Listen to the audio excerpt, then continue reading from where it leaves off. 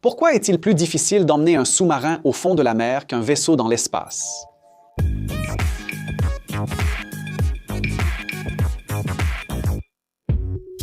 Bonjour Ingénierie détaillée. Vous êtes-vous déjà demandé pourquoi moins de gens ont exploré le fond de la fosse des Mariannes, le point le plus profond de l'océan, que l'espace? Alors que plus de 600 humains ont déjà orbité autour de la Terre, seulement 3 sont descendus à 11 000 mètres de profondeur dans l'océan. Cela semble contradictoire, puisque l'espace est considéré comme la dernière frontière, alors que l'océan se trouve ici même sur notre planète. En réalité, le fond marin cache un désastre, un défi brutal souvent sous-estimé.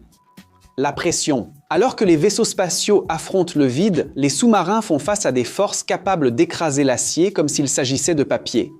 Plongeons dans cette question et découvrons pourquoi maîtriser les profondeurs océaniques peut être plus complexe que d'atteindre l'orbite terrestre. D'abord, qu'est-ce qui rend la pression sous-marine aussi effrayante? Pour comprendre la différence, nous devons comparer les environnements. Dans l'espace, la pression interne d'un vaisseau est d'environ une atmosphère, comme à la surface de la Terre, tandis que le vide extérieur exerce une pression nulle. Autrement dit, la structure doit contenir la pression interne comme un ballon gonflé.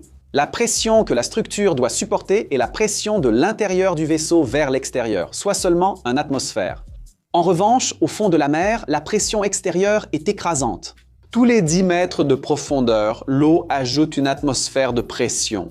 Dans la fosse des Mariannes, avec ses 11 km de profondeur, la pression atteint 1100 atmosphères. Pour résister à cela, un sous-marin doit être construit comme un char blindé, tandis qu'un vaisseau spatial fonctionne plutôt comme une bouteille en plastique scellée. Si la pression est si forte, pourquoi les sous-marins ne sont-ils pas écrasés?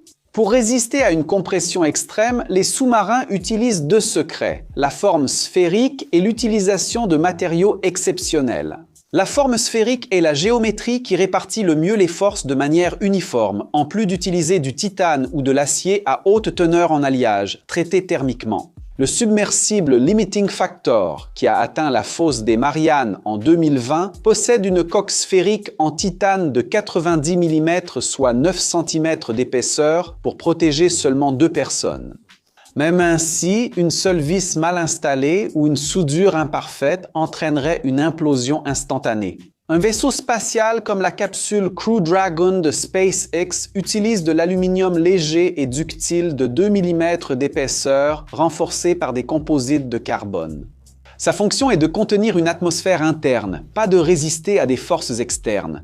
Avant de poursuivre, ajoutons du calcul et comprenons les mathématiques en jeu. La pression hydrostatique P dans un liquide est calculée selon la formule à l'écran, où RHO est la densité de l'eau, qui est de 1000 kg par mètre cube. G est la gravité, qui est égale à 9,8 mètres par seconde carrée, et H est la profondeur. Et, en considérant la fosse des Mariannes, nous avons 11 000 mètres. En calculant cela, on obtient 107 800 000 pascal ou 107,8 mégapascal. Au fond de la mer, il y a assez de pression pour écraser un bloc de béton en poudre. Dans l'espace, la pression diffère seulement de 0,1 MPa. Cela signifie qu'en termes de grandeur, la pression sous-marine est 1000 fois supérieure à celle à laquelle un vaisseau spatial est confronté. Pour être plus précis, elle est 1078 fois supérieure.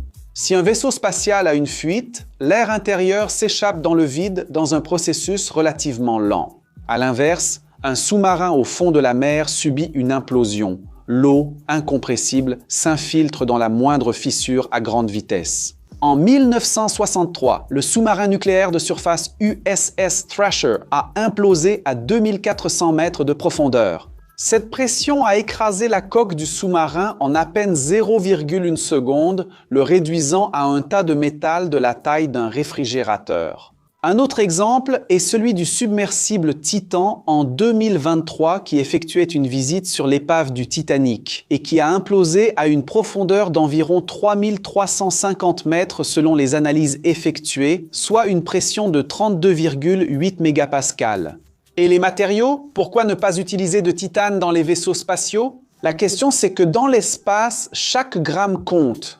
Utiliser du titane, qui est plus résistant mais un peu plus lourd, rendrait le lancement impossible.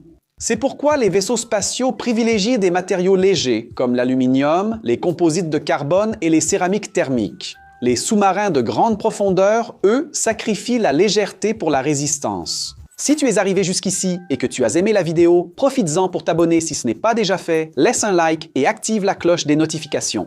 Et si tu trouves notre contenu intéressant, pense à devenir membre pour nous aider à continuer à produire du contenu ici, sur la plateforme, et être mentionné dans nos vidéos. Et si tu es intéressé par les cours que nous recommandons, scanne le QR code ici à côté ou clique sur le lien dans la description de la vidéo pour avoir accès à plusieurs opportunités de développer différentes compétences qui vont faire toute la différence dans ta carrière. Savais-tu quelle était la pression de l'eau au fond de la mer? Aurais-tu envie de descendre là-bas, dans un sous-marin? Dis-le-moi dans les commentaires, j'ai envie de savoir. Ici à côté, il y a 2 options de vidéos intéressantes que tu dois regarder pour élargir tes connaissances et explorer ta curiosité. Et si tu veux nous soutenir, il te suffit de laisser un like, de t'abonner à la chaîne, d'activer la cloche et de penser aussi à devenir membre de la chaîne. Voilà les passionnés d'ingénierie, à bientôt dans la prochaine vidéo.